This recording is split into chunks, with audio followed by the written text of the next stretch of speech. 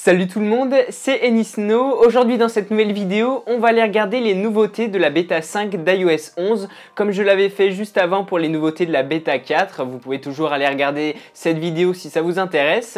Donc je vous rappelle le principe, iOS 11 en version bêta est sorti il y a quelques temps et toutes les 2 semaines à peu près, il y a une mise à jour qui sort. Donc bêta 3, bêta 4, bêta 5 et à chaque mise à jour, il y a des bugs qui se réparent, parfois des petites nouveautés, des petits changements et c'est ce qu'on va aller regarder dans cette vidéo. La première chose qu'on va aller voir, c'est le changement de couleur de la bannière qui s'affiche lorsque vous êtes en train d'enregistrer l'écran de votre iPhone à partir du bouton qui se trouve dans le centre de contrôle. Elle est rouge désormais au lieu d'être bleue et je trouvais personnellement que le bleu était mieux avant, c'était plus discret.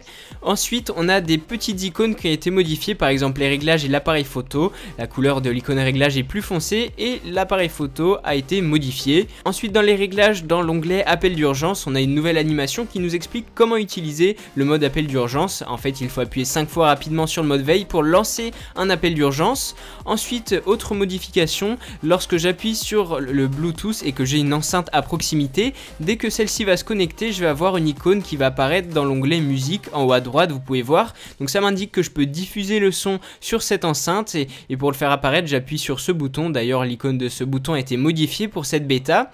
Alors, il y a beaucoup de modifications dans cette bêta qui sont difficiles à voir, des caractères qui sont plus grands, des petits changements d'emplacement. Par exemple, ces barres d'ajustement de la lumière et du son ont été beaucoup plus arrondies en haut et en bas, mais c'est un peu difficile à voir comme beaucoup d'autres modifications sur cette bêta, donc ça a vraiment été du détail. Ensuite, il y a un bug, lorsqu'on appuie 2 fois rapidement sur le bouton veille, vous pouvez voir que le fond d'écran devient noir. Bien évidemment, ça réapparaît tout de suite quand vous déverrouillez votre iPhone, mais c'est un bug qu'il n'y avait pas dans les autres bêtas. Vous l'aurez compris, pas de révolution sur cette bêta 5 d'iOS 11, mais Apple améliore et corrige petit à petit les bugs pour rendre iOS 11 de plus en plus stable. Alors vous me le demandez souvent dans les commentaires, est-ce que les bêtas d'iOS 11 sont suffisamment stables et n'ont pas trop de bugs?